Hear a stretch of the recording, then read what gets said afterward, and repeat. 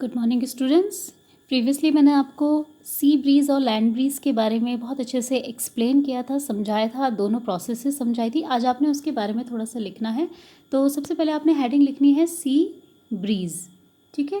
तो इस हेडिंग के बारे में पॉइंट्स आपको बताऊंगी। नंबर 1 पॉइंट आपने लिखना है, तो मैं डिक्टेट करूँगी, आपने खुद लिखना है। At day DAY day, comma land LAND land, heats up HEATS heats up UP up, faster FASTER faster, than THAN than, SEAC full stop। इसके बाद पॉइंट नंबर 2 लिखना है। warm WARM warm, air AIR air, above ABOVE above, land LAND land, moves MOVES moves, upward UPWARD upward, and cold air AIR air, from FROM from, CSEAC takes TAKES takes, its its place PLACE full stop। Point number 3 important है ये वाला। Point number 3, movement MOVEMENT movement of cold COLD cold air from CSEAC towards TOWARDS land LAND land is called CALLED called CSEAC breeze, ठीक है। तो basically first point में मैंने आपको बताया कि दिन के समय में क्या होता है, जो लैंड होता है वो सी से ज़्यादा जल्दी गर्म हो जाता है। सेकंड पॉइंट आपको बताया कि जो वार्म एयर होती है यानी गर्म हवा होती है जो लैंड के ऊपर होती है वो अपवर्ड यानी ऊपर की ओर चली जाती है, और सी की तरफ से, समुद्र की तरफ से कोल्ड एयर उसकी जगह पर आ जाती है। थर्ड पॉइंट में है, यही जो मूवमेंट होता है कोल्ड एयर का फ्रॉम सी टूवर्ड्स लैंड, सी से लैंड की ओर, इसे सी ब्रीज कहते हैं, ठीक है। तो सी ब्रीज के बारे में आपने लिख लिया है। इसी तरीके से अब आपने नेक्स्ट लिखना है लैंड ब्रीज। तो नेक्स्ट हेडिंग आप लिखेंगे लैंड ब्रीज के बारे में। इसका फर्स्ट पॉइंट आपने लिखना है, at night NIGHT night, land LAND land, cools COOLS cools, faster FASTER faster, than THAN than, SEAC full stop। यानी रात के समय जो लैंड होती है वो सी के कंपैरिजन में ज़्यादा जल्दी कूल हो जाती है, ठंडी हो जाती है। सेकंड पॉइंट आपने लिखना है, warm WARM warm, air AIR air, above ABOVE above, CSEAC moves MOVES moves, upward UPWARD upward, and and, cold air COLD cold AIR air, from FROM from, land LAND land, TO2 CSEAC।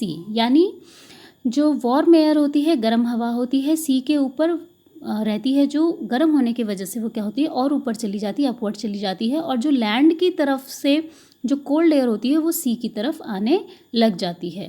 Third point आपने लिखना है, movement MOVEMENT movement of cold air from land LAND land to TO2 CSEAC is called land breeze, ठीक है।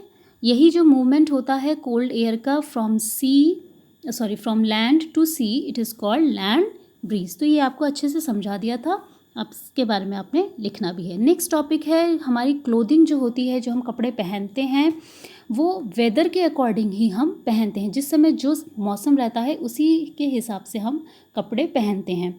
तो basically हमने जो main point है इसमें वो हम डिस्कस करते हैं। जैसे कि हम डार्क कलर के कपड़े पहनते हैं, इसलिए पहनते हैं हम डार्क कलर के कपड़े विंटर्स में, क्योंकि जो डार्क कलर होता है ये बहुत ज़्यादा रेडिएशन एब्जॉर्ब कर सकता है। तो सन से जो रेडिएशन आती हैं इसको सबसे ज़्यादा एब्जॉर्ब डार्क कलर के कपड़े करते हैं, इसीलिए विंटर्स में डार्क कलर के कपड़े पहनने चाहिए। दूसरा है जो वुलन क्लोथ्स होते हैं, ये जो सर्दियों में पहने जाते हैं वुलन क्लोथ्स होते हैं, they are the poor conductors of heat. Heat के बहुत ही पुअर कंडक्टर्स होते हैं, या फिर हम कह सकते हैं कि ऑलमोस्ट इंसुलेटर जैसे ही होते हैं, यानी हीट इनके आर पार ट्रांसफ़र बहुत कम हो पाती है।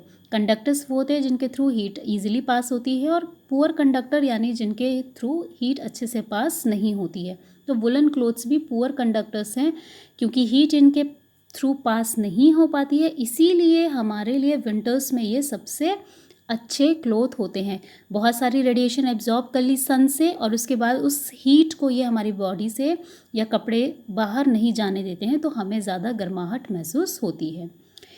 नेक्स्ट आते हैं कि हम समर में किस तरह के कपड़े पहनते हैं, क्लोथिंग हमारी क्या रहती है समर में। तो समर में बेसिकली हम लाइट कलर के क्लॉथ्स पहनते हैं, क्योंकि ये ज़्यादा से ज़्यादा रेडिएशन को रिफ्लेक्ट बैक करते हैं।